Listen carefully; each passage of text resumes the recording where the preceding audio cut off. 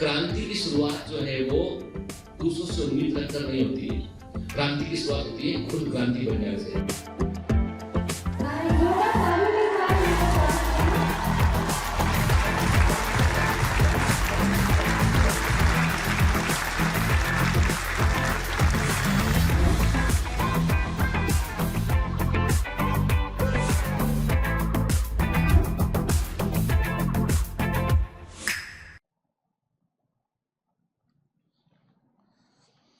Hello commanders, welcome to biomentors classes online. I am doctor Jitendra Singh. तो चलिए बेटा, human reproduction में आगे बढ़ते हैं। तो ह्यूमन रिप्रोडक्शन में अब तक हमने क्या देखा? हमने देखा कि मेल गैमेटोजेनेसिस कैसे होती है, फीमेल गैमेटोजेनेसिस कैसे होती है, कैसे स्पर्म का फॉर्मेशन होता है, कैसे ओवम का फॉर्मेशन होता है, दोनों के बीच डिफरेंस क्या होता है। फिर यह भी देखा हमने कि मेल रिप्रोडक्टिव सिस्टम किस तरह का होता है, फीमेल रिप्रोडक्टिव सिस्टम उससे किस प्रकार से भिन्न होता है। ठीक है, तो एक्सटर्नल जेनिटल या इंटरनल जेनिटल ऑर्गन सबको हमने अच्छे से समझा। ठीक है, और आपने देखा होगा कि आपने डीपीएस के थ्रू जो है तकरीबन आपने जो है वो तकरीबन 300 से ऊपर है ना, मुझे लगता है 300 से ऊपर 400 के आसपास आपने एमसीक्यू जरूर सॉल्व किए होंगे। आपने के काउंट कीजिएगा, आपको मालूम चलेगा कि आप 300 से ऊपर एमसीक्यू जो है वो इस चैप्टर में सॉल्व कर चुके हैं। इसके बाहर एक भी क्वेश्चन एग्जाम में नहीं जाएगा।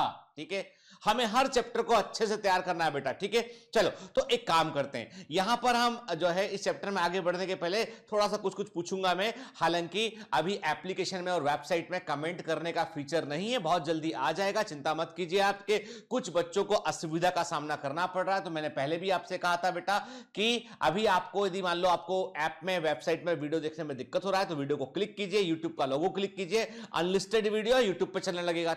आप देख सकते हैं वहां पर आप। ठीक है, बहुत जल्दी है एक जो है 1-2 दिन में अपडेट आएगा ऐप का, सारे बच्चे वीडियो को डाउनलोड कर पाएंगे, आपका डेटा भी कम कंज्यूम होगा, वीडियो रुकेगा भी नहीं, बहुत सारी चीजें हम इंप्रूव करने जा रहे हैं, तो चिंता मत कीजिए।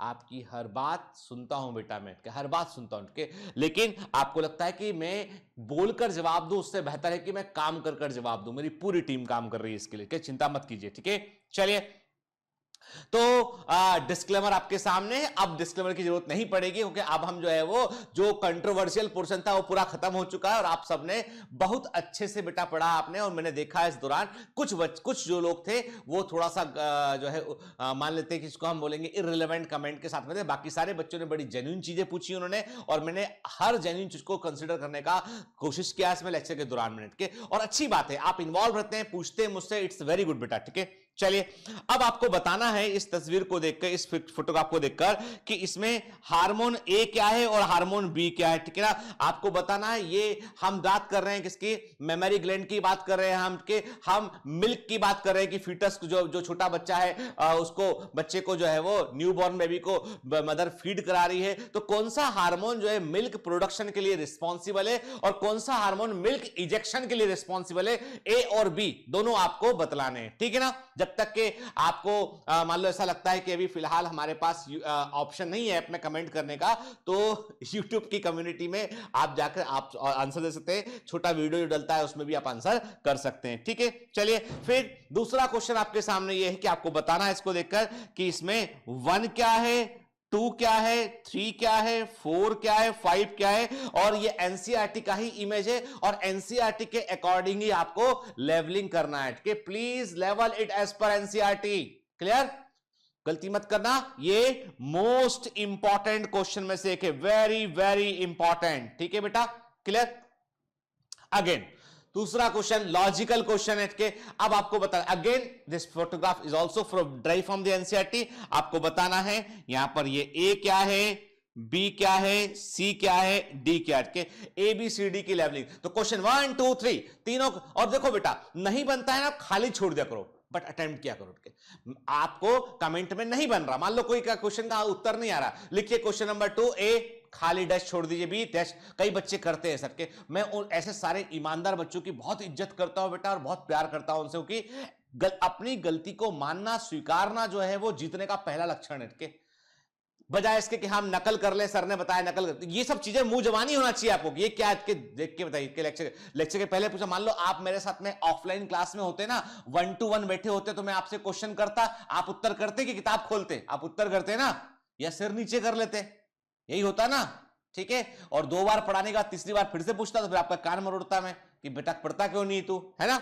ठीक, चलिए, तो हमने पिछली क्लास में काफी कुछ देखा। हमने देखा प्रीमोर्डियल फॉलिकल के बारे में बात किया, हमने प्राइमरी फॉलिकल के बारे में बात किया हमने, ठीक है, secondary follicle, tertiary follicle. Tertiary follicle में एक कैविटी बनती है, फ्लूइड फिल्ड कैविटी बन रही है, एंट्रम याद आया आपको के।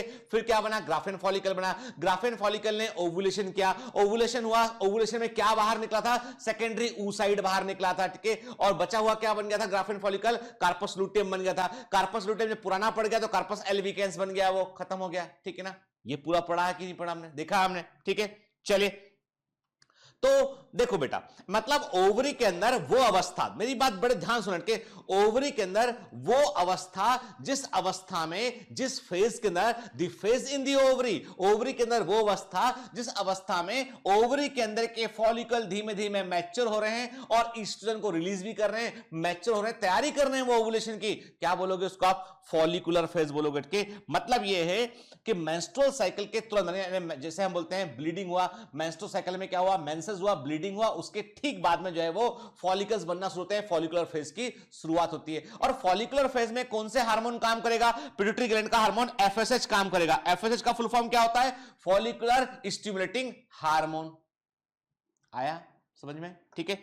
चलिए देखो, this is one of the very important image from NCERT, जो स्पर्मेटोजेनेसिस और oogenesis के बीच डिफरेंस को बतलाता है। और पिछली क्लास में हमने डिफरेंसेस को बहुत अच्छे से हमने नोट किया हुआ है, बहुत बड़े तरीके से हमने इसको नोट किया हुआ कि क्या क्या डिफरेंसेस के होते हैं बेटा, है ना, ठीक है। तो यहां पे तस्वीर देखिए, देखो आप देख रहे हो स्पर्मेटोगोनिया में माइटोसिस हुआ होता है, अपना नंबर वो बढ़ाता रहता लगातार, डिफरेंशिएशन करेगा और प्राइमरी स्पर्मेटोसाइट बन जाएगा। प्राइमरी स्पर्मेटोसाइट में होगी फर्स्ट म्यूसिस होगी, सेकेंडरी स्पर्मेटोसाइट बनेगा, सेकेंडरी स्पर्मेटोसाइट में सेकंड म्यूसिस होगी, तो 4 स्पर्मेटिड बनेंगे। स्पर्मेटिड जो है डिफरेंशिएशन करेंगे और स्पर्मेटोजोआ बनेगा, ये मेल के अंदर होता है, ठीक है ना। तो इसमें डिप्लॉइड क्या है, तो याद रखिएगा स्पर्मेटोगोनिया डिप्लॉइड है, प्राइमरी स्पर्मेटोसाइट डिप्लॉइड है, लेकिन सेकेंडरी स्पर्मेटोसाइट क्या है, हैप्लॉइड होता है। स्पर्मेटिड और स्पर्मेटोजोआ हैप्लॉइड होते हैं, ठीक है। जब फीमेल की बात करते हैं, oogenesis की बात करते हैं, तो क्या देखा हमने, कहा कि फीटल लाइफ के अंदर ही ये डिसाइड हो चुका होता है, फीटस के अंदर ही ये डिसाइड हो चुका होता है कि कितने जो है वो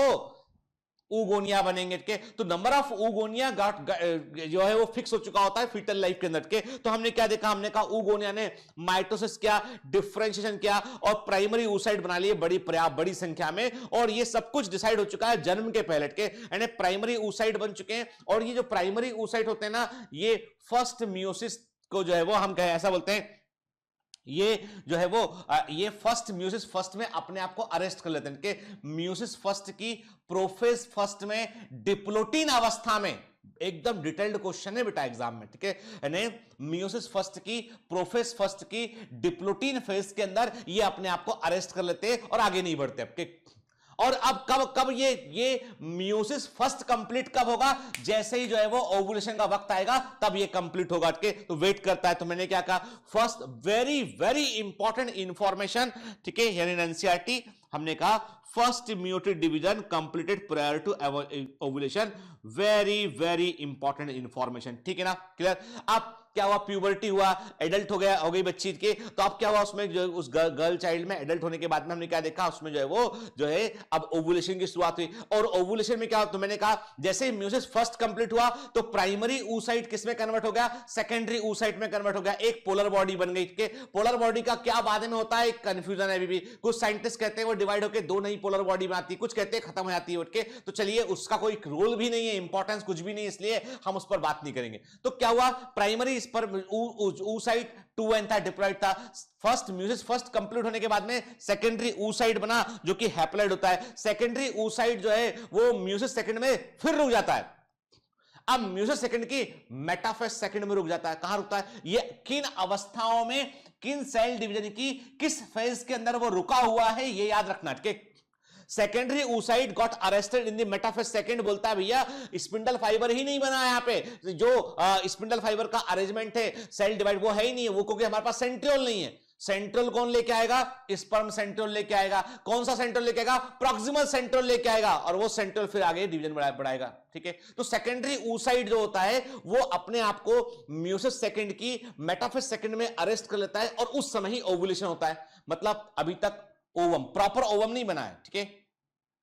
अब इस सेकेंडरी यानी फर्टिलाइजेशन किसका होता है, सेकेंडरी oocyte का फर्टिलाइजेशन होता है, और इसी फर्टिलाइजेशन के परिणाम स्वरूप, इसी फर्टिलाइजेशन के रिजल्ट के फलस्वरूप जो है कि उसके as a result of this fertilization जो सेंट्रियोल है वो उसको मिल जाता है, और वो फिर अपना डिवीजन म्यूसिस फर्स्ट को म्यूसिस सेकंड को कंप्लीट करता है। ठीक है ना, क्लियर। तो मतलब ये है कि ह्यूमंस में जो ओवम बनता है ना, सेकेंडरी oocyte से वो ओवम बनता है, तब तक फर्टिलाइजेशन हो चुका होता है, तब तक फर्टिलाइजेशन हो चुका होता है। देखिए सेकेंडरी oocyte है, ठीक है, जब म्यूसिस फर्स्ट जो है वो क्या होगा बेटा, वो जो है म्यूसिस फर्स्ट सेकंड को पूरा करेगा तो वो ओवम में कन्वर्ट होगा। लेकिन ये कब पूरा होगा, जब तक स्पर्म फर्टिलाइज नहीं करेगा तब तक ये काम नहीं हो पाएगा। ठीक है, तो ये जो ये फ्लो चार्ट है, ये important, one of the important flow chart में से बेटा एक है ना, बिल्कुल नहीं भूलना है इसको। ठीक है, क्लियर। चलिए अब थोड़ा सा बेटा एक्स्ट्रा स्टोक में जाके बात करें, क्योंकि देखो ये चैप्टर ऐसा थोड़ा सा डिटेल में हमको पढ़ना पड़ेगा बेटा, क्योंकि 12th क्लास का चैप्टर है। दूसरी बात ये है कि ये one of the very important chapter में से एक है। oogenesis consist of 3 phases. oogenesis में 3 अवस्थाएं होती हैं कि एक होता है मल्टीप्लीकेशन फेज, दूसरा होता है ग्रोथ फेज, तीसरा होता है मैच्योरेशन फेज। ठीक है ना, यानी oogenesis में को यदि आप अलग अलग अवस्थाओं में बांटें, अलग अलग फेजेस में बांटें, तो आप पाएंगे कि 3 इसमें फेजेस होती है। एक होती है मल्टीप्लीकेशन फेज, दूसरा होता है ग्रोथ फेज, तीसरा होता है मैच्योरेशन फेज के। जब हम बात करते हैं मल्टीप्लीकेशन फेज की बात करते हैं, इसका मतलब क्या बेटा, इसका मतलब यह है कि यहां पर millions of oogonia form in foetus. ये कब होता है, फीटल स्टेज में होता है कि किसका मल्टीप्लीकेशन, oogonia जो है वो कई सारे जो है वो प्राइमरी स्पर्मेटोसाइट को प्रोड्यूस करेगा, primary oocyte, sorry not spermatocyte, primary oocyte को प्रोड्यूस करेगा। ठीक है, millions of oogonia formed in fetal stage.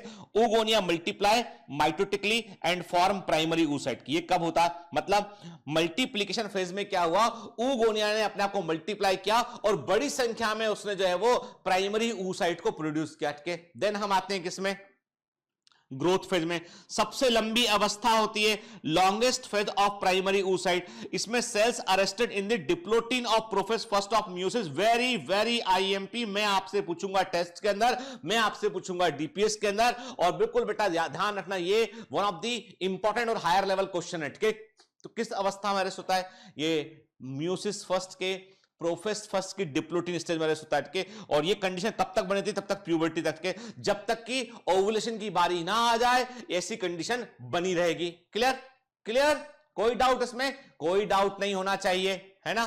ठीक है, देन हम बात करते हैं थर्ड मैच्योरेशन फेज की बात करते हैं। Meiosis first of primary oocyte completes within tertiary follicle. किस स्ट्रक्चर में जाकर जो है वो म्यूसिस फर्स्ट जो है वो कंप्लीट करता है अपने आप को प्राइमरी oocyte में। तो प्राइमरी oocyte जो है टर्सरी फॉलिकल अवस्था होती है, जब टर्सरी फॉलिकल होता है उस अवस्था में अपने आप को जो है वो म्यूसिस फर्स्ट को पूरा करता है। Primary oocyte gives rise to secondary oocyte. Secondary oocyte completed meiosis second and give rise to a large oocyte cell and a small polar body. ठीक है ना, क्लियर। सेकेंडरी oocyte जब meiosis second पूरा करेगा तो एक oocyte cell बनेगा और एक क्या बनेगा, एक बनेगा स्मॉल पोलर बॉडी बनेगा। oocyte cell grow into functional ovum, haploid ovum में ग्रो करता है। ovum is a female gamete, ovum female gamete होता है। ठीक है, इंपॉर्टेंट बात ये, in human ovum is released from ovary in secondary oocyte stage के। इंपॉर्टेंट पॉइंट के, यानी वास्तव में जब आप बोलते हो ओवुलेशन, ठीक है, तो ह्यूमंस में जो ओवुलेशन होता है उसमें सेकेंडरी oocyte बाहर निकलता है, सीधा ओवम बाहर नहीं निकलता है। ठीक है ना। Maturation of secondary oocyte takes place in fallopian tube. देखिए बड़ा इंपॉर्टेंट पॉइंट है ये, सारी कहानी यहां पर कहता है ये कि सेकेंडरी oocyte का जो मैच्योरेशन है, परिपक्वन है, वो कहां होता है बेटा, वो फैलोपियन ट्यूब में होता है। और देखो कितना अच्छा लिखा है, लिखा हुआ है साफ साफ कि usually after the sperm has entered the secondary oocyte for fertilization के। very very important के, यदि ऐसा नहीं होगा तो सेकेंडरी oocyte को सेंट्रियोल नहीं मिलेगा, और सेंट्रियोल नहीं मिलेगा तो ये अपना डिवीजन पूरा नहीं कर सकता है। ठीक है ना। देखो हमेशा बेटा एक बात में मैं आपको बीच बीच में मैं आपसे बातें करता रहता हूं यार, क्योंकि देखो रेगुलर क्लास है कि यदि मैं आपको ऐसे बांचना शुरू कर दूंगा केवल, तो फिर आपको भी मजा नहीं आएगा, मुझे भी पढ़ाने में मजा नहीं आएगा। ठीक है, मैं आपसे कुछ बातें करता हूं जिससे मैं आपसे ये कहता हूं कि देखो बेटा, है ना, जब भी हम पढ़ते हैं, चाहे फिजिक्स पढ़ते हो, चाहे केमिस्ट्री पढ़ते हो, चाहे बायोलॉजी पढ़ते हो, ठीक है, ऑलवेज जब आप पढ़ते तो ये सोचिए आपकी आप क्यों पढ़ रहे हैं। व्हाट इज द रीजन के। और दूसरी बात है कि कॉन्सेप्ट को किया चेन, यानी कॉन्सेप्ट क्या होते हैं, वो चेन रिएक्शन के जैसे होते हैं, यानी रिएक्शन में आपने एक कोई चीज को मिस किया तो आगे का रिएक्शन आपको समझ में नहीं आएगा के। तो कॉन्सेप्ट भी चेन में बंधे होते हैं के। तो इसलिए कॉन्सेप्ट को समझते हुए चलिए कि ऐसा क्यों हो रहा है, क्यों हो रहा है, और ये जो क्यों के जवाब मिलते जाएंगे ना, तभी चीजों को पढ़ने में मजा आएगा हमको। ठीक है ना बेटा, ठीक। चलिए, तो मैंने क्या कहा आपसे कि सेकेंडरी oocyte का जो मैचुरेशन है वो फेलोपियन ट्यूब में होता है, और कब होता है, जब इस पे फर्टिलाइजेशन हो चुका होता है और स्पर्म जो है वो इसमें इंटर कर चुका होता है, और स्पर्म कंट्रीब्यूट करता है अपना सेंट्रियोल जो डिवीजन में हेल्प करता है। क्लियर। अब mature follicle known as Graafian. अब हमें मालूम है कि देखो, सबसे पहले हमने देखा था प्रीमोडियल फॉलिकल होते हैं, उससे प्राइमरी फॉलिकल बनता है, प्राइमरी फॉलिकल से सेकेंडरी फॉलिकल बनता है, सेकेंडरी फॉलिकल से टर्सरी फॉलिकल बनता है, टर्सरी फॉलिकल से फिर ग्राफियन फॉलिकल बनता है। ग्राफियन फॉलिकल वो होता है जो ओवुलेशन में भाग लेता है। ठीक है ना, क्लियर। सेकेंडरी oocyte को घेरने वाली जो लेयर होती है उसे क्या बोलते हैं, जोना पेलुसिडा बोलते हैं हमके। ठीक है, जोना पेलुसिडा बोलते हैं, और ये मैंने पिछली क्लास में लिखा है, वो पिछली क्लास में आपको बताया हुआ है। तो सेकेंडरी oocyte को जो लेयर घेरती है वो जोना पेलुसिडा होती है के। तो आप देख रहे हैं इस इमेज में सेकेंडरी oocyte ने, ये वो कंडीशन है जिस समय जैसे वो बाहर निकला है। सेकेंडरी oocyte मतलब जो ओवुलेशन में बाहर निकलने वाला स्ट्रक्चर है वो सेकेंडरी oocyte होता है, उसमें मल्टीपल लेयर्स होती हैं। आप देख रहे हैं इसमें कि आपको इसका साइटोप्लाज्म दिखाई पड़ रहा है, इसका न्यूक्लियस दिखाई पड़ रहा है, इसकी प्लाज्मा मेम्ब्रेन दिखाई पड़ रही है। आप देख रहे हैं कि प्लाज्मा मेम्ब्रेन की प्रोटेक्शन करने के लिए एक बकायदा कॉम्पैक्ट सी लेयर, इसको हमने जोना पेलुसिडा का। और जोना पेलुसिडा के बाहर हम क्या देख रहे हैं, हमें कुछ फॉलिकल सेल्स दिखाई पड़ रही हैं, और एक लेयर दिखाई पड़ रही है, हम बोलते हैं कोरोना रेडिएटा के। तो याद रखना, कोरोना रेडिएटा जो है जोना पेलुसिडा से बाहर होती है। केवल इतना ही पूछ लिया एग्जाम में एक बार उन्होंने कि कौन सा अंदर है कौन सा बाहर है, तो कंफ्यूज होने की जरूरत नहीं है। जोना पेलुसिडा अंदर की ओर होता है और कोरोना रेडिएटा जो है वो बाहर। कोरोना मतलब बाहर आया थे, कोरोना वायरस को कोरोना वायरस क्यों बोलते हैं, बाहर उसमें क्राउन के जैसा निकला हुआ है। तो इसमें जो क्राउन के समान दिखाई पड़ रहा है एक सेल्स का लेयर, उसे हम कोरोना रेडिएटा कहते हैं। रेडिएटा मतलब बाहर निकलता हुआ दिखाई पड़ रहा है, कोरोना मतलब क्राउन के समान दिखाई पड़ रहा है, सबसे बाहर का लेयर है कोरोना रेडिएटा कहते हैं। ठीक है, क्लियर। देखिए, याद रखना इमेज को बेटा के। और परफॉर्मेंस इनहांसमेंट सीट को भैया पलट लिया करो, देख लिया करो एक बार। आप सभी लोगों से मेरी प्रार्थना है कि एक बार भैया परफॉर्मेंस इनहांसमेंट सीट को देख लिया करो, क्योंकि मुझे मालूम चल जाता है कि आपने डाउनलोड की कि नहीं की, मोबाइल में डाउनलोड की कि डेस्कटॉप में डाउनलोड की, प्रिंट आउट लिया कि नहीं लिया। चलो प्रिंट आउट मत लो, समझ में आती बात, लेकिन कम से कम बेटा उसको पढ़ तो लिया करो। आप जितने सब्सक्राइबर हैं ना, उसमें से जो है वो 40% ऐसे हैं जो सारा प्रोसीजर फॉलो कर रहे हैं, 60% जो है केवल सब्सक्रिप्शन लेने के बाद में जो है वो सुस्ता रहे हैं। अरे भैया मैं कोई जादूगर थोड़ी ना हूं कि आपको क्या लगता है कि मैं चमत्कारी हूं कोई, कि आपने यदि बायोमेंटस में आया सब्सक्रिप्शन ले लिया आपने, तो अब आप जो है वो आपका काम हो गया कि जितेंद्र सर आएंगे एक दिन छड़ी लेके आएंगे कि मैं तो परी हूं उठ के और तुमको टच कर दूंगी और तुम जो है वो एकदम सिलेक्ट होगे। अरे भैया ऐसा थोड़ी ना होता है, पढ़ना पड़ेगा ना, जो सिस्टम है उस सिस्टम को फॉलो करना पड़ेगा, है ना बेटा। ठीक है, तो समझ लेना मेरी नजर है आप पर कि आप करते क्या है। ये मत सोचना पूरी टीम है, टीम के कुछ मेंबर जो है वो आपकी एक्टिविटी पर नजर रखते हो कि क्या कर रहे हैं बच्चे, है ना। तो अच्छे कमांडो बनिए, है ना, सिलेक्ट होना है। देखो बेटा सब चीजें भूल जाओ, आपका जो लक्ष्य है ना, ये साल जो है ना, ये आपके करियर बिल्डिंग का ईयर है। इस साल के अगले साल में इस समय आप डॉक्टर होंगे, आप मेडिकल कॉलेज में पढ़ रहे होंगे, तो काहे अपना भविष्य खराब करे यार, पढ़ लेते ना। ठीक है, चलिए, तो लेयर देखा हमने यहाँ पे, जोना पेलुसिडा देखा। देखो बेटा अंदर की ओर ये जोना पेलुसिडा है, ये क्या है, ये कोरोना रेडिएटा है ना। कोरोना क्राउन के समान दिखाई पड़ रहा है, रेडिएट होता हुआ दिखाई पड़ रहा है कोरोना रेडिएटा। ठीक है, क्लियर। चलिए, अब इंटरेस्टिंग बात है कि स्पर्म जो है, अब सेकेंडरी oocyte को सबसे बड़ी मजबूरी है, सबसे बड़ी मजबूरी सेकेंडरी oocyte की ये है कि इसको चाहिए है, डेस्परेटली इसको चाहिए सेंट्रियोल की, कहीं से सेंट्रियोल मिल जाए हमको तो हम डिवीजन को पूरा कर लें के। और वो सेंट्रियोल लेके आने वाला है कौन, स्पर्म लेके आने वाला है। तो क्या हुआ, अब स्पर्म का सामना किससे होगा, स्पर्म का सामना होगा सबसे पहले वो जब सेकेंडरी oocyte को फर्टिलाइज करने आएगा। देखिएगा अरे यहां तो कितनी सारी लेयर्स लगी हुई हैं, एक बाहर कोरोना रेडिएटा है, फिर हम देख रहे हैं यहाँ पे कि जो है वो कुछ जो है वो कुछ सेल्स से जो है वो फॉलिकुलर सेल्स की लेयर है, देन जोना पेलुसिडा है। अब उसको तो अपना न्यूक्लियस और अपना जो है वो सेंट्रल उसको कहां देना है, उसको सेकेंडरी oocyte के साइटोप्लाज्म में देना है। तो मतलब स्पर्म को ये सारी लेयर को डिसॉल्व करना पड़ेगा। स्पर्म के सिर पर बम रखा हुआ है, मतलब स्पर्म के सिर पर एक बम रखा है, उस बम का नाम है एक्रोसोम। बम का मतलब उसके पास जो है ऐसे डाइजेस्टिव एंजाइम भरे हुए हैं कि जहां छोड़ दोगे, फोड़ दोगे, वो पूरा डिजॉल्व हो जाएगा, छेद हो जाएगा वहां पे। मतलब स्पर्म जो है वो सिर पे लेके आ रहा है बम की, ठीक है, ठीक है, हमें जो है बड़ी एक टफ दीवार को जो है वो रप्चर करना पड़ेगा, तो वो क्या करता है, एक स्पर्म, देखो इंटरेस्टिंग बात है, केवल एक स्पर्म ऐसा कर पाता है। यदि 50 स्पर्म जो है चारों तरफ से आ जाए ना, तो केवल एक ही सक्सेसफुल होता है। जैसे ही एक सबसे पहले जो स्पर्म जो है वो एक जो सेकेंडरी oocytes की लेयर को को जो डाइजेस्ट करेगा, जैसे उसने एक्रोसोम को बस्ट किया उसने, और एक्रोसोम ने जो डाइजेस्ट किया उसमें, और वो लेयर में पूरा छेद जाता है, और उसके बाद उसका न्यूक्लियस सेंट्रियोल जो है उसके साइटोप्लाज्म में चला जाएगा। जैसे ही ये प्रोसेस होती है, तो बाकी की जो लेयर होती है पूरी की पूरी, वो बाकी स्पर्म को अंदर आने से रोक देती है। क्या केवल एक स्पर्म को परमिशन है जो पहले आ गया, जो फर्स्ट मूव करता गया, पहले आ गया, मतलब वो सबसे अधिक एक्टिव था। स्पर्म के बीच भी स्ट्रॉन्ग कंपटीशन है।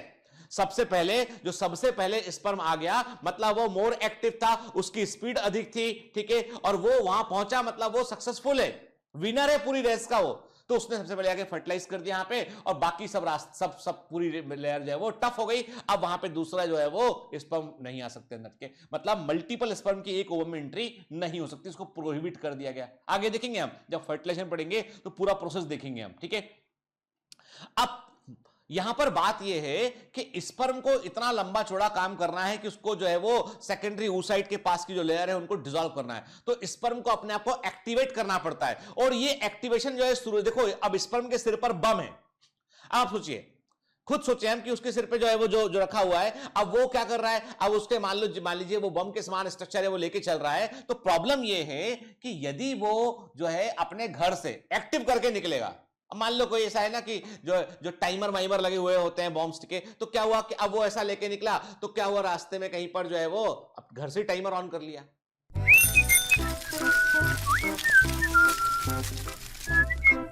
Hi, sorry to disturb you in between lecture, but it's important to inform you. You should download Biomentors app from Google Play Store. We need your support, so please take subscription to become an official commando of Biomentors. Bye bye. Continue your lecture. तो कहीं भी फट सकता है फिर, तो वो कहीं ट्रैफिक जाम है तो उतने में टाइम तो आगे बढ़ रहा है, बूम। तो ऐसा नहीं होता, मतलब मेल के अंदर तो कोई काम ही नहीं एक्टिव कर रहेगा उसको, तो मेल से फीमेल बॉडी तक जब तक इंसेमिनेशन नहीं होगा ना, तब तक वो इनएक्टिव रहेगा। उसके हेड के ऊपर कुछ ऐसी लेयर लगी होंगी, समझिए बात, उसके हेड के ऊपर कुछ ऐसी लेयर लगी होंगी जो उस इक्विपमेंट को, एक्रोसोम को वो इनएक्टिव रखेंगी, वो थैली को उसको इनएक्टिव रखेंगे कि जरूरत नहीं है अभी, एक्टिव मत हो अभी। जैसे फीमेल जेनिटल ट्रैक्ट में पहुंचेगा ना, तो वो सारी लेयर को हटा के बाहर कर देंगे, अब हो जाए एक्टिव। अब वक्त आ गया है कि एक की लेयर को जाके रप्चर करना पड़ेगा, ठीक है। तो इसका मतलब ये है कि जैसे ही फीमेल बॉडी के अंदर पहुंचा तो वो एक्टिव हो गया, and this process is known as capacitation. Capacitation कहते हैं, और ये 2018 नीट के अंदर पूछा गया बेटा, ठीक है, इंपॉर्टेंट है।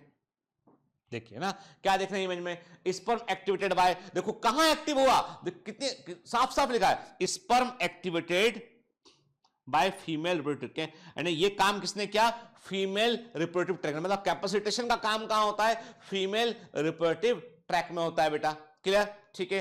फिर देखा आपने, sperm bind to zona pellucida, acrosome ने काम किया लेयर को, देखो ये एक्रोसोम ने काम किया, लेयर को डिसॉल्व किया, छेद कर दिया उसने यहां पे, और फाइनली अपना कंटेंट जो है वो एक सेल मेम्ब्रेन से अंदर की ओर डाल दिया, ठीक है। तो नेक्स्ट हमारा हेडिंग है वो स्पर्म कैपेसिटेशन, और एग्जाम में पूछा गया है बेटा, एनसीईआरटी में डिटेल में नहीं दे रखा है ये, कि हमको पता होना चाहिए, लेकिन ठीक है। Sperm capacitation refers to the physiological changes spermatozoa must undergo in order to have the ability to penetrate the and fertilize an egg, ठीक है। देखो बेटा, अब स्पर्म कैपेसिटेशन जो है वो क्या है, अब देखो वो क्या प्रोसीजर, मतलब इसका मतलब मैंने आपसे क्या कहा, मैंने कहा देखो अभी हम बिल्कुल सिंपल शब्दों में समझे कि ये स्पर्म है, इसका हेड है, ठीक है, हमने चलो हम थोड़ा ठीक रहेगा, मतलब हमने कहा ये इसका हेड है, ये स्पर्म का नेक टेल है, ठीक है। हेड पे क्या है, ये एक्रोसोम प्रेजेंट है ये, ठीक है। अब चूंकि कहीं ये रास्ते में बस्ट ना हो जाए, ठीक है, तो इसके ऊपर क्या कर दिया गया, इसके ऊपर एक मल्टीपल लेयर लगा दी, ऐसी लेयर लगा दी हमने, कुछ प्रोटीन की हमने ऐसी लेयर लगा दी कवर कीवर्ड के। बस इस कवरिंग को उतारना है कहां पर, फीमेल जेनिटल ट्रैक्ट में, ताकि ये एक्टिव हो जाए। यही कैपेसिटेशन है। देखिए sperm capacitation refers to the physiological changes spermatozoa must undergo in order to have the ability to penetrate and fertilise an egg. एक को फर्टिलाइज करने के लिए उसमें छेद करना पड़ेगा, उसकी लेयर को डाइजेस्ट करना पड़ेगा, तो उसके लिए जो क्षमताएं चाहिए उन क्षमताओं को डेवलप करना, उन एबिलिटीज को डेवलप करने का काम कहां होता है, स्पर्म कैपेसिटेशन में होता है। This term was first coined by 1952 by Colin Russell Austin के। इस टर्म को कॉलिन रसल ऑस्टिन ने 1952 में जो है वो पहली बार दिया। ठीक है, the sperm must need to go through some sort of physiological processes in the female reproductive tract in order to have the capacity to penetrate the egg। ठीक है ना, ठीक। sperm must need to go through some sort of physiological process in the female reproductive tract in order to have the capacity to penetrate the egg। मतलब यह है कहने का कि एग को फर्टिलाइज करने के लिए स्पर्म को एग की लेयर को डिसॉल्व करना पड़ेगा, उसके लिए स्पर्म को अपने आप को इक्विप करना पड़ेगा, अपने आप को एक्टिव करना पड़ेगा, और वो सारे परिवर्तन कहां होते हैं, फीमेल रिप्रोडक्टिव ट्रैक्ट में होते हैं। नीट का क्वेश्चन है, एग्जाम ऑल इंडिया पीएमटी में बेटा पूछा गया कि 2018 का ही क्वेश्चन है, कि देख लेना आपने 18 या 17 के, मुझे लगता है ये क्वेश्चन 18 या 17 के, मुझे आता है एक बार आप चेक कर लेना 18 का या 17 का ये क्वेश्चन आया हुआ क्वेश्चन है। ठीक है, क्लियर। चलिए, तो अब क्या देख रहे हैं आप देख रहे हैं कि स्पर्म के कैप्सूल में क्या हो। देखो मतलब जब मेरी बात एकदम समझ के, जब ये स्पर्म जो है एपिडाइमिस में था, अब एपिडिडाइमिस क्या है, भूल तो नहीं गए ना, पुराना भूले तो मैं पिटाई लगाऊंगा आपकी, आप भूल नहीं सकते आपके, है ना। बहुत सारे बच्चे अभी मुझसे नाराज चल रहे हैं, गुस्सा है मुझसे, गुस्सा इस बात को लेके कि सर ने यूट्यूब से जो है वो ऐप पर वेबसाइट पे क्यों डाल दिया, सर तो देखो ऐसा कर रहे हैं, है ना। बाकी लोग देखो, बाकी लोग तो खूब सारे आ गए हैं, सर यहां से भाग रहे हैं यूट्यूब से, है ना। किसी ने ये तक लिखा उसमें कि सर आपने हार मान ली है, सर आपने जो है वो आप तो बोलते हो कि दूसरे के कहने से कोई फर्क नहीं पड़ता, दूसरे कुछ कहने लगे तो आप भाग गए यहां से। मतलब बहुत सारी बातें लोगों ने, किसी ने व्हाट्सएप पे लिखा, किसी ने कुछ लिखा, किसी ने कुछ लिखा। ठीक है, सबकी अपनी अपनी सोच है, उस सोच के अकॉर्डिंग लोगों ने डिफाइन कर लिया। कोई आदमी इस बात को समझने को तैयार नहीं है कि मैं अपने बच्चों को डिस्ट्रैक्शन से बचाकर यहां पढ़ाने के लिए लेके आया हूं। ठीक है, कोई नहीं समझ। मेरे लिए सबसे, जब मैं रिकॉर्डिंग कर रहा हूं यहां भी तो मैं फ्री दे रहा हूं बेटा, तो मेरे लिए सबसे अच्छा तरीका तो मैं यूट्यूब पे डाल लेता अटके। तो मंशा, उसको समझने के लिए साफ हृदय चाहिए। ठीक है, यदि हमारे खुद के हृदय में बहुत सारे ऐसे नेगेटिव विचार होंगे ना, तो दूसरे आदमी के कार्य करने को भी हम बोलेंगे कि वो इसलिए कर रहा है ऐसा, उसके पीछे ये पर्पज छिपा हुआ, क्योंकि हम यदि वहां होते तो शायद हम भी वही करते थे। तो अभी ऐप पर, वेबसाइट पर लेक्चर्स एब्सोल्युटली फ्री हैं। डाउनलोड ऑप्शन सारे बच्चों के लिए, चाहे सब्सक्रिप्शन लो चाहे मत लो, प्राइम हो नॉर्मल हो, मैंने बोला भैया नहीं, सबको प्रोवाइड करो के, सबके लिए वीडियो डाउनलोड का ऑप्शन आ जाएगा, सबके लिए स्पीड कम ज्यादा का ऑप्शन। 2 दिन तो रुको यार, अपडेट आने वाला है, के टेस्टिंग पे चल रहा है, के सारे ऑप्शन आपके आ जाएंगे। हो सकता है कुछ कमी रह जाए उसमें, तो हम और इंप्रूव करेंगे उसको। मुझसे कुछ गलती बेटा हो सकती है कोई अच्छी प्रोसेस करने के दौरान, लेकिन बिलीव मी, मेरा इंटेंशन कभी बुरा नहीं होगा किसी चीज को लेकर के। मैं गलतियां कर सकता हूं, पर मेरे उद्देश्य एकदम सही रहेंगे, समझ गए। ठीक है, तो देखो कि मैं कोई महामानव तो हूं नहीं ना यार। हो सकता है कि हमारे डेवलपर काम कर रहे हैं, छोटा मोटा कोई बग आ जाए उसमें, तो वक्त देंगे, आप बताएंगे मेरे को कि सर ये हो रहा है, इसमें ठीक करो इसको, तो ठीक करेगी टीम हमारी, क्योंकि ये तो आपका भी ऑर्गेनाइजेशन है, दिस इज यूर ऑर्गेनाइजेशन। अब आपने देखा होगा नया ट्रेंड, आजकल ट्रेंड ये है कि जो है मतलब वी आर दी पर्सन, लोग जो, हमको ऐसा लगा था कि सडनली कि ये क्लास नहीं है यार, ये तो सोशल मीडिया बन चुका है। और जबकि हम बहुत इज्जत करते हैं, बहुत रिस्पेक्ट करते हैं यूट्यूब के सारे सब्सक्राइबर जो हमारे जुड़े हुए हमसे, क्योंकि वो ना हो तो हम कुछ भी नहीं है, यदि वो नहीं है तो हम कुछ भी नहीं है। लेकिन उनको सही से एजुकेट करने के लिए सही माहौल देने की जरूरत है। अब देखा होगा आपने, ऐप में वीडियो देखते हो आप, देखा वहां वीडियो, वहीं पे डीपीएस, वहीं पर सब चीजें वहीं लाइन से रहती हैं उसमें, तो कोई दिक्कत ही नहीं है आपको बेटा। ठीक है, मतलब आपको सब कुछ अरेंज में, और जो छोटी मोटी कमियां हैं ना उनको भी हम दूर कर देंगे, चिंता मत कीजिए। पर गुस्सा मत होइए, ठीक है ना। यदि गुस्सा है तो चलो सिर पे हाथ फेर दूंगा, आप कभी मिलोगे मुझे, है ना, ठीक। पर मेरा पापा घर में कई बार डांट देते हैं, कुछ बोल देते हैं, तो उनका इंटेंशन बुरा नहीं होता वो, है ना। Discipline is very important thing in life में। चलो ठीक है, अभी आप बताओ, मैं पूछा था जहां से गुस्सा की बात शुरू हुई थी वो थी कि एपिडिडाइमिस में क्या होता है। आपको पता होगा एपिडाइमिस सबसे पहले स्पर्म बनने के बाद वहीं स्टोर होते हैं एपिडाइमिस के, एपिडाइमिस में स्टोर होते हैं, वहां से फिर वास्ट डिफरेंस होता हुआ फिर आगे बढ़ता है। तो एपिडाइमिस में देखेंगे तो हमने क्या देखा कि जो स्पर्म है उसके चाहते हमने क्या देखा, एक कायदा पूरी की पूरी एक जो है वो एक ऐसी लेयर बनी हुई जो उसको इनएक्टिव है। एपिडाइमिस में जो स्पर्म जब आता है ना तो वो नॉन मोटाइल होता है, उसके बाद उसको पार्शियल, उसको एक्टिवेट किया था, पार्शियल मोटिलिटी उसके पास आ पाती है, ठीक। फिर सेमाइनल प्लाज्मा के साथ आया वो, और क्या हुआ कि सेमाइनल प्लाज्मा ने उसको क्या किया, कर दिया उसको, उसने और डीकैपिटेशन फैक्टर उसमें ऐड कर दिया उसने, यानी डीकैपिटेशन फैक्टर किसने ऐड किए, सेमाइनल प्लाज्मा ने, कि उसने कहा भाई ऐसा ना हो कि एक्टिव हो जाए के, और ये मंजिल तक पहुंचने के पहले ने जो फीमेल जेनिटल ट्रैक्ट तक पहुंचने के जो इंसेमिनेशन के पहले ये खुद ही खत्म हो जाए, एक दूसरे को डाइजेस्ट कर ले, तो डीकैपिटेशन फैक्टर को उन्होंने ऐड किया। अब ऐसा स्पर्म जो है, ये जो स्पर्म है ये इजेक्युलेट हुआ, ये पहुंचा कहां, फीमेल जेनिटल ट्रैक्ट में पहुंच के। अब यहां पर क्या है, यहां पर इसके डीकैपिटेशन फैक्टर को हटा दिया ताकि इसको एक्टिव कर दिया, दिस इज दी कैपिटेट के। इसलिए क्या बोला हमने इसको कैपेसिटेशन बोला, हमने कहा कि इसको हमने क्या किया, इसको हमने जो है वो इसके जो डीकैपिटेट फैक्टर को हटा दिया, हमने इसको इसके सिर को हमने ओपन कर दिया, हेड को ओपन करके, कैपेट या कापुट वर्ड किसके हेड के लिए इस्तेमाल होता है, तो हमने क्या किया, इसके हेड को ओपन कर दिया हमने, तो कैपेसिटेशन कहा है इसको हमने, ठीक है। देखिए ना, स्पर्म कैपेसिटेशन में स्पर्म का हेड है, उसके ऊपर आपने देखा होगा कुछ पिंक कलर के, देखिए आपने ना ऐसे बने हुए हैं, मतलब ये पूरा लेयर है, कुछ देयर आर सम फैक्टर जो इसको जो है वो डीकैपिटेशन फैक्टर है, इसके हेड को कवर किए, और हमने क्या किया, फीमेल जेनिटल ट्रैक्ट में क्या हुआ, इसके हेड को जो है वो एक्टिव कर लिया गया, तो ये क्या होगा, ये एक्टिव हो गया, ऊपर की लेयर को हटा दिया गया इसमें, ठीक है, ऊपर की लेयर को इसमें से हटा दिया गया, ठीक है, क्लियर। तो चलिए लिख लेते हैं पे, event of capacitation consisted of the unmasking of receptors on the sperm itself, rendering it capable of reacting to the environment of the female genital tract, ठीक है ना। मतलब कैपेसिटेशन के प्रोसेस में क्या क्या, स्पर्म के ऊपर के जो रिसेप्टर्स थे उनको हमने जो है ओपन कर दिया उसको हमने के, और इससे एक फायदा ये भी होता है कि स्पर्म कैन रिकॉग्नाइज कि ओवम कौन सा है। ऐसा नहीं है ह्यूमन स्पर्म ह्यूमन ओवम को ही, ह्यूमन सेकेंडरी oocyte को ही फर्टिलाइज करेगा, उठ के ऐसा नहीं कि ह्यूमन के स्पर्म से आपने कैमल के oocyte को आपने फर्टिलाइज कर दिया, नहीं पॉसिबल है। बिग साइंटिस्ट ने ट्राई किया है, ये सारे प्रयोग कर चुके साइंटिस्ट के, क्योंकि उनको मालूम है कि जो स्पर्म है उसकी सरफेस के जो प्रोटीन होते हैं और ओवम की सरफेस के प्रोटीन मैच करना चाहिए, जब तक मैच नहीं करेंगे वो तब तक वो स्पर्म उस ओवम को फर्टिलाइज नहीं करेगा, ठीक। तो हेड को ओपन किया। The actual process of capacitation consisted of removal of the glycoprotein coat on the sperm and facilitation of hyperactivation or improved motility। देखिए वास्तविक प्रक्रिया क्या होती, साफ साफ लिखा है कि दिस इज दी, जो ह्यूमन एम्ब्रियोलॉजी मेडिकल में पढ़ते हैं ना बेटा, उसी का स्टेटमेंट है। तो एक्चुअल प्रोसेस जो कैपेसिटेशन की होती है उसमें क्या होता है, उसमें जो स्पर्म के ऊपर की जो ग्लाइकोप्रोटीन की कवरिंग होती है उसको हम हटा देते हैं, और जो है हम स्पर्म की मोटिलिटी को, एक्शन को, उसको हम और एक्टिवेट करते हैं, स्पर्म बिकम्स मोर एक्टिव और मोर मोटाइल, क्लियर, ठीक है।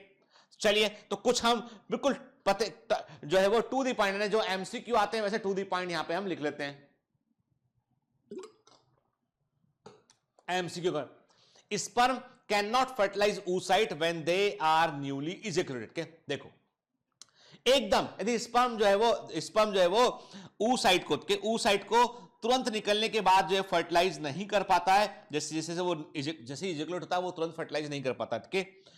उसको फर्टिलाइजेशन के लिए अपने आप को एक्टिव करना पड़ता है, and that needs 5 to 7 hours के। मतलब ये है कि इंसेमिनेशन होने के बाद यानी सीमेन के फीमेल ट्रैक में जो है फीमेल जेनिटल में जो है रिलीज होने के 5 से 7 घंटे के बाद स्पर्म अपने आप को एक्टिव कर पाता है, ठीक है। मतलब डीकैपेसिटेशन की प्रोसेस को 5 से 7 घंटे का वक्त लगता है, 5 to 7 आवर्स का वक्त लगता है, ठीक है,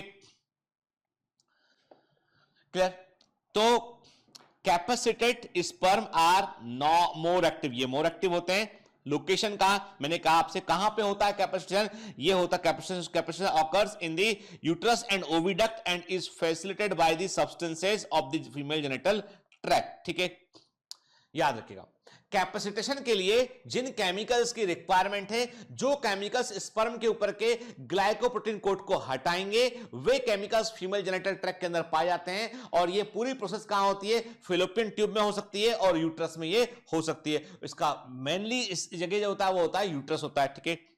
The acrosomal reaction cannot occur until the capsule has occurred के मतलब जो स्पर्म के टिप पर प्रेजेंट जो एक्रोसोम है, देखो बेटा एक एक लाइन का मतलब समझ लेना, क्योंकि ये एग्जाम की लैंग्वेज है ये, ठीक, और ये समझ में आना चाहिए आपको, है ना, क्योंकि एग्जाम में क्वेश्चन जिस लैंग्वेज में लिखा होता है वो लैंग्वेज को समझिए।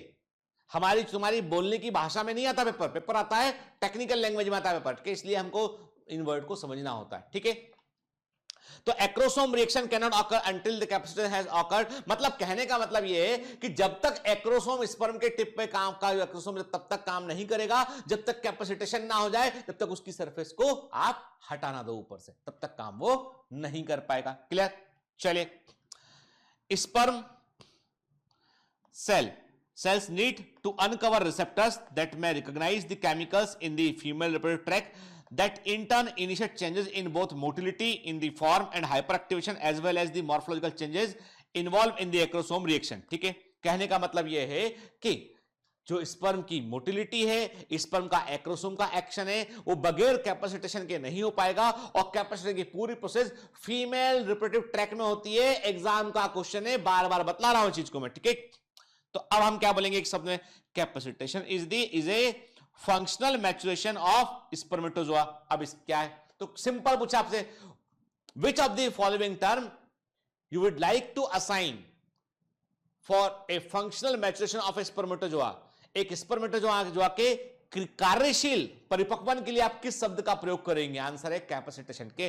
कैपेसिटेशन इज द टर्म जिसका उपयोग करते हैं in for a functional maturation of a spermatozoa. ठीक है, क्लियर?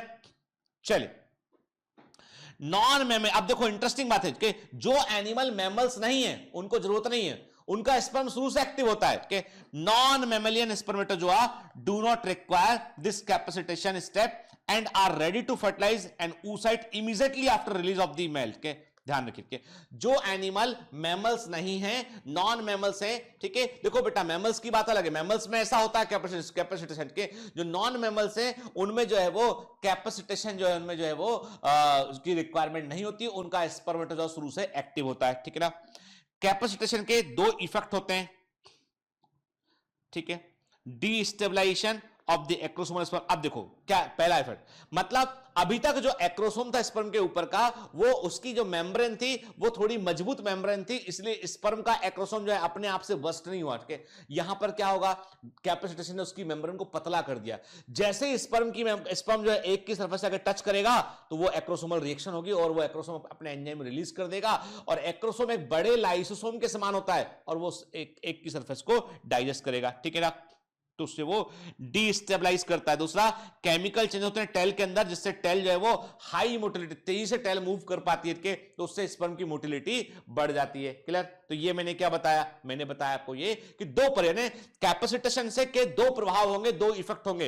एक तो एक्रोसोम स्पर्म का जो है वो डीस्टेबलाइज रहेगा, ठीक है। दूसरा जो है स्पर्म की मोटिलिटी बढ़ जाएगी, गमनशीलता बढ़ जाएगी, ठीक है।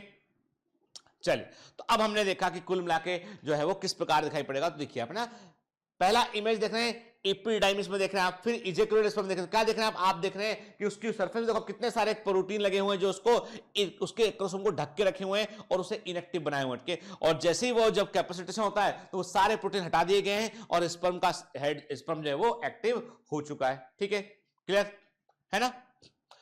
Sperm tail changes after capacitation के, देखिए ना, स्पर्म का टेल जो है उसकी मूवमेंट देखिए आप, ये दो नहीं होते स्पर्म के टेल, तो एक ये दो दिखा रहे हैं ना, इसमें ये मूव करता हुआ दिखा रहा है, जैसे ये एक ही है, मूव करता हुआ दिखा रहे हैं, तो आप देख रहे हैं मूवमेंट में कितना फर्क आया। यानी जो जिसमें कैपेसिटेशन नहीं हुआ है, आप देखो उसका मूवमेंट फ्लैजिला का स्लो के, जिसमें हो गया है आप देखिए पावर आउटपुट के, वो तेज ज्यादा स्पीड से मूव कर रहा है, इसलिए स्पर्म की स्पीड बढ़ जाती है, ठीक है। सामान्य ज्ञान के लिए याद रखिएगा। चल, sperm acquire ability to fertilise egg through this process, ठीक है, हम ब्रीफ कर रहे हैं इसको।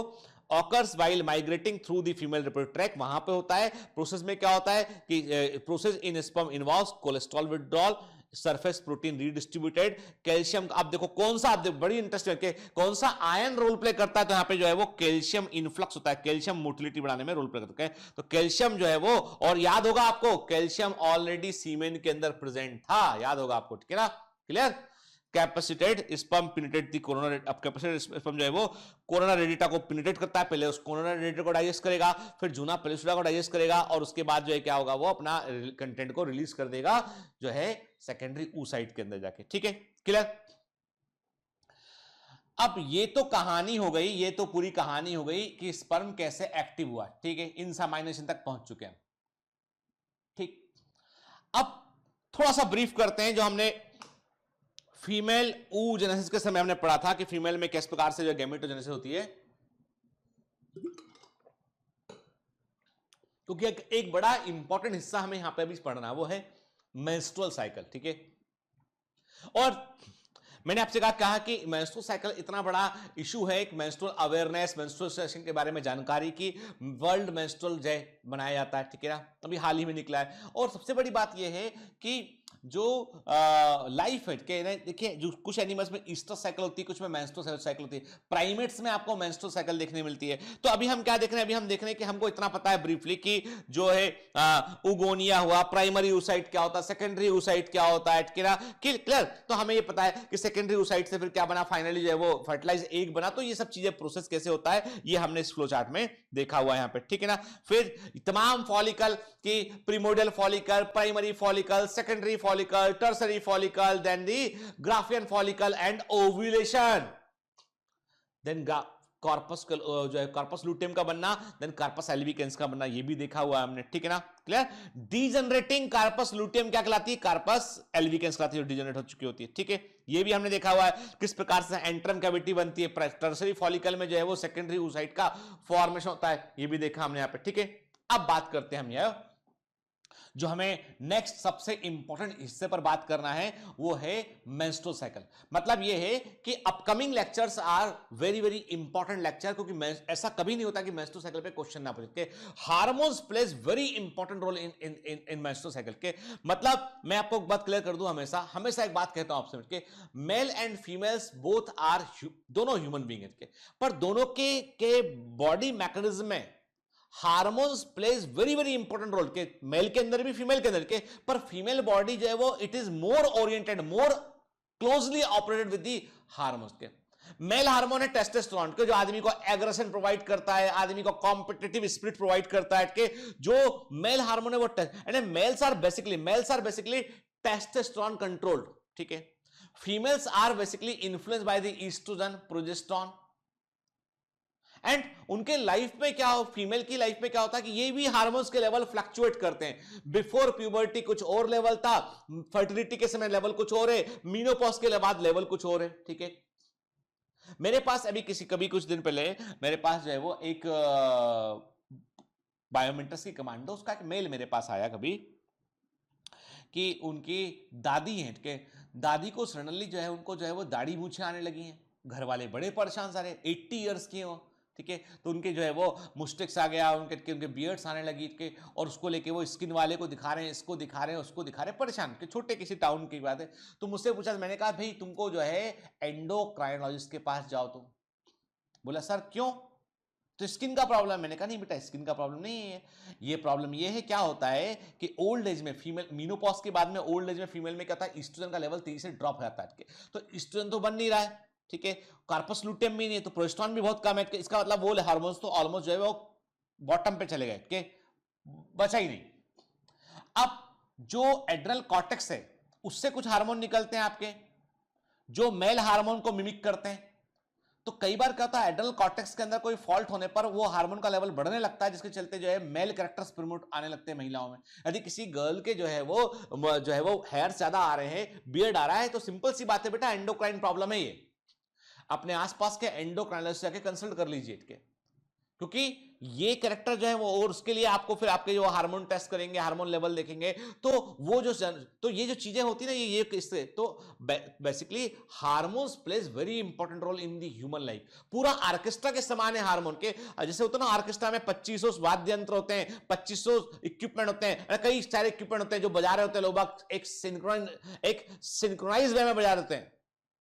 एक भी गड़बड़ नहीं, मान लो मेरे जैसा कोई आदमी जो एकदम बेसुरा है, ना गा सकता है ना कुछ बजा सकता है, सच्चाई बता रहा हूं मैं के, तो मैं ना गा सकता हूं ना मैं कोई इक्विपमेंट बजा सकता हूं, तो मेरे से आदमी यहां पहुंच गया ऑर्केस्ट्रा में, बोला भैया गीतेंद्र सर आए, इनको कुछ दे दो के, तो हमको पकड़ा दी बांसुरी एक, सब बजा रहे बढ़िया चटके, सब बढ़िया बजा रहे हैं अपना, कोई सा भी गाना, कोई तो भी गाना बजा रहे हैं, ठीक है, इसमें तेरा घाटा मेरा कुछ नहीं जाता, ठीक है, कोई गाना बजा रहे हैं, तो मेरे को पकड़ा दिया, तो मैंने पू उसने कहा भाई बंद कर, क्या है ये सब म्यूजिक डिस्टर्ब कर रहा है। मैंने कहा हाँ यार गलत तो है ये। बस कोई भी एक हार्मोन गड़बड़ करेगा ना तो वो बन जाएगा मैं, जब पूरा म्यूजिक का सिस्टम भी गाड़ दिया, ठीक है। तो कहने का मतलब ये है कि पूरी बॉडी जो है वो ऐसे हार्मोन्स के एक पूरे ऑर्केस्ट्रा पे काम करती, कुछ भी गड़बड़ होगा तो प्रॉब्लम हो जाएगी, ठीक है। तो अभी हम क्या बात करें, हम देखते हैं कि 28 डेज का एक मेंस्ट्रुअल साइकिल होता है, उसमें there is a phase of the menstrual phase के, मेंस्ट्रुअल फेज में होती है ब्लीडिंग के, it last from 3 to 5 days के, हम बोलते हैं 3 to 5 डेज का इसका टाइम पीरियड होता है, एक एवरेज हमने मान लिया के। और इसके बाद क्या होता है, इसके बाद हम देखेंगे यहाँ पे, तो एक्चुअली और ये जो पूरा है पूरा मेंस्ट्रुअल साइकिल 28 डेज का होता है, इसमें कुछ हार्मोन के पीक आते हैं, कुछ हार्मोन का जो है बॉटम पे लेवल आता है, and that's why peoples called के। अब देखो बेटा है ना, इस बात को बिल्कुल भी जेंडर स्पेसिफिक मत लीजिएगा इसको, मैं आपको एज ए मेडिकल प्रोफेशनल बता रहा हूं कि पीपल्स आर, आप देखेंगे कोई किताब पढ़ लेंगे, आपके लोगों का परसेप्शन सुनेंगे, लोग बोलेंगे फीमेल्स आर अनप्रिडिक्टेबल, ठीक है, वो कभी अच्छा व्यवहार कर लिया उन्होंने, कभी डांट भी दिया, कोई तो आदमी सोचता है क्या हो गया, हम तो कांस्टेंट बिहेवियर रखते हैं। ये मत बोलना सर आपको अनुभव है कि नहीं, मेरे को बहुत अच्छा अनुभव है, ठीक है ना, मैं बहुत दिनों से शादीशुदा व्यक्ति हूं, ठीक है।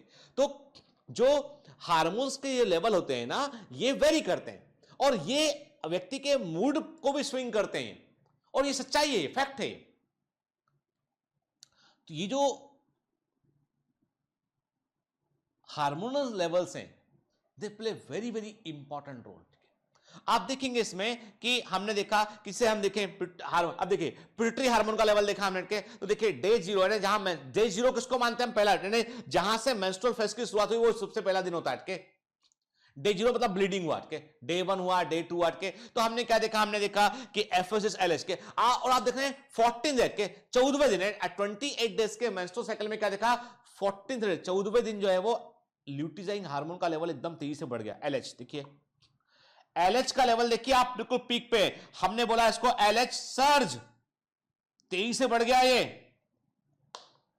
और इस पॉइंट पे होता है ओवुलेशन, इस पॉइंट पर होता है ओवुलेशन, ठीक है, दिस इज द टाइम, मतलब एलएच का लेवल जो है बढ़ गया। और आप देखेंगे यदि अब देखिए धीमे धीमे, और इंटरेस्टिंग बात ये कि जब जो है वो ब्लीडिंग हुआ, उसके बाद से जो है लगातार फॉलिकल अपने आप को डेवलप करा, अगले आने वाले फॉलिकल को तैयारी करना ओवुलेशन की, तो प्राइमरी फॉलिकल, सेकेंडरी फॉलिकल बना, टर्सरी फॉलिकल बना, देन उसने ग्राफेन फॉलिकल में कन्वर्ट हुआ, और फॉलिकल अपना आकार बढ़ा रहा है, फॉलिकल अपना आकार बढ़ा रहा है, तो ईस्ट्रोजन का लेवल बढ़ने लगेगा, क्योंकि ईस्ट्रोजन तो वहीं से बन रहा है। तो आप देखो ध्यान से, हार्मोन ध्यान से देखो आप, ये क्या हो रहा है, follicle, primary follicle, secondary follicle, tertiary follicle, follicle बढ़ रहा है साइज में, और आप देखिए फाइनली ग्राफेन फॉलिकल तक पहुंच गया है, मतलब ईस्ट्रोजन का लेवल बढ़ गया। क्या बोल रहा है वो, कह रहा है मतलब जो डेवलपिंग फॉलिकल्स है, they are the source of the oestrogen, वही तो ईस्ट्रोजन को रिलीज कर रहे हैं।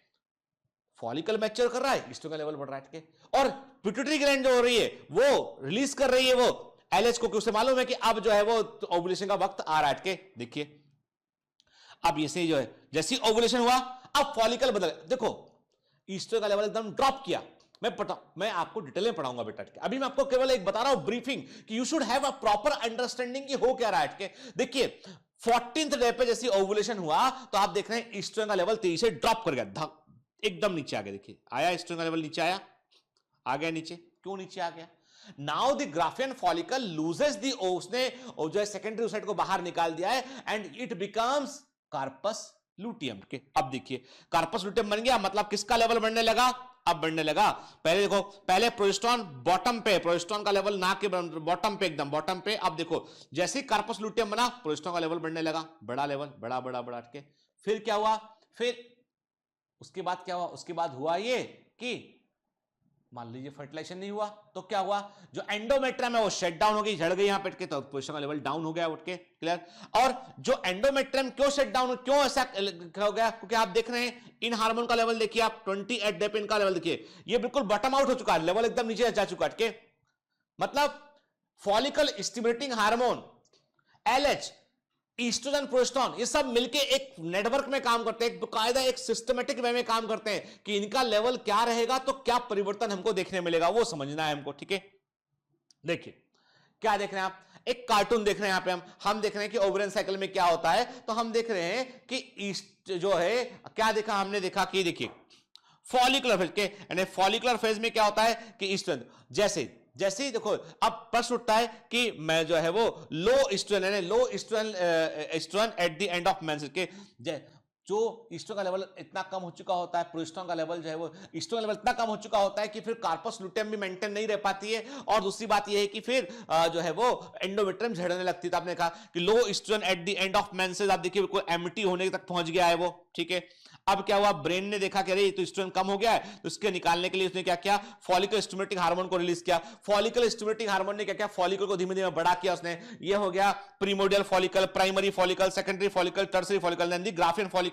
और ग्राफियन फॉलिकल को एक जोर का मारा किसने, ल्यूटिनाइजिंग हार्मोन के, यानी ग्राफियन फॉलिकल में एक जोर का थप्पड़ मारा किसने, ल्यूटिनाइजिंग हार्मोन ने, सेकेंडरी साइड बाहर, ठीक है।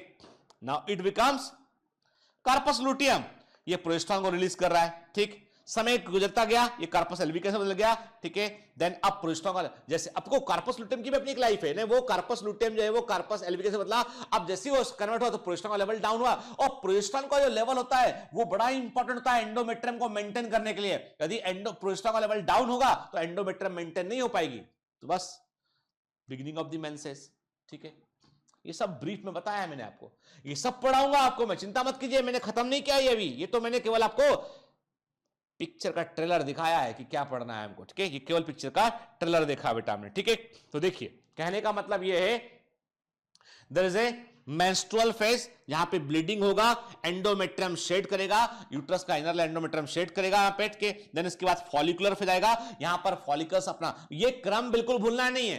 पहले देखो एंडोमेट्रियम झड़ गया, अब फॉलिकल ग्रो करेंगे, कोई ईस्ट्रोजन का लेवल बढ़ाने के लिए फॉलिकल आया, और फॉलिकल जैसे लेवल बढ़ेगा उसके बाद क्या होगा, ओव्यूलेशन होगा 14th डे, यानी 14th डे पे ओव्यूलेशन हुआ, और उसके बाद क्या होगा, उसके बाद कार्पस लुटियम बन जाएगा, तो लुटियल फेज हो गया। अरे नाम में ही लिखा है सब कुछ के, मेंस्ट्रुअल साइकिल, ब्लीडिंग हुआ, इसके बाद फॉलिकल डेवलप किए तो फॉलिकुलर फेज हो गया, ओवुलेशन हुआ तो ओवुलेशन फेज हो गया, और ओवुलेशन के बाद क्या बन गया, कार्पस लुटियम बन गया, तो लुटियल फेज हो गया। ये क्रम भूलना नहीं है आपको, menstrual cycle, menstrual phase, follicular phase, ovulatory phase और लुटियल फेज। अरे अभी याद कर लो यार, कुछ में सोचने वाली कोई बात ही नहीं है उसमें कि ब्लीडिंग हुआ मेंस्ट्रुअल फेज है भाई, इसके बाद फॉलिकल बढ़ेंगे क्योंकि ओवुलेशन निकालना, फॉलिकल अपना साइज बढ़ाना शुरू करेंगे, फॉलिकुलर फेज हो गया, फिर ग्राफियन फॉलिकल से सेकेंडरी साइड बाहर क्या, ओवुलेटरी फेज हो गया, उसके बाद क्या बन गया, कार्पस लुटियम बन गया, तो लुटियल फेज हो गया, ठीक है ना।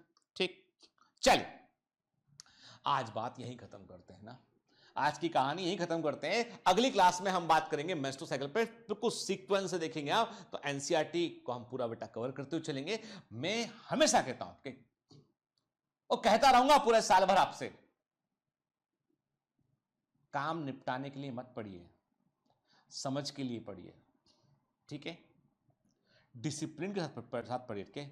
और मैं आपसे हमेशा एक बात मैंने कही आपसे कि वंस मैं आपको साइकोलॉजिकली मैं आपको ऐप पर वेबसाइट पर लेके इसलिए आया हूं कि you can feel it like a class. यार क्लास में पढ़ रहे हैं हम यूट्यूब, मतलब यूट्यूब तो एक मीडियम आता, अब क्या था प्रॉब्लम, क्या था उसमें कि हम तो हमारा मन किया हमने बंद कर दिया यूट्यूब में।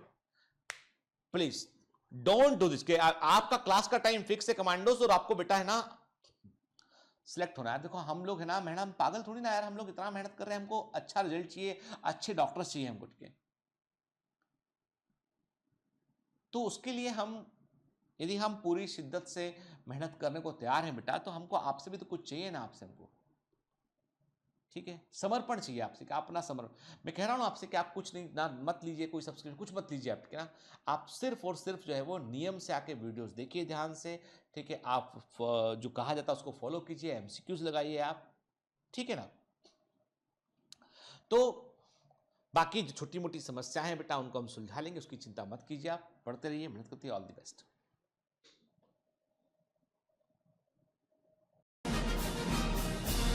Hi. To become an official commando of Biomentors, join us at www.biomentors.online. Here you can solve daily practice papers, an online test. You can download performance enhancement sheets.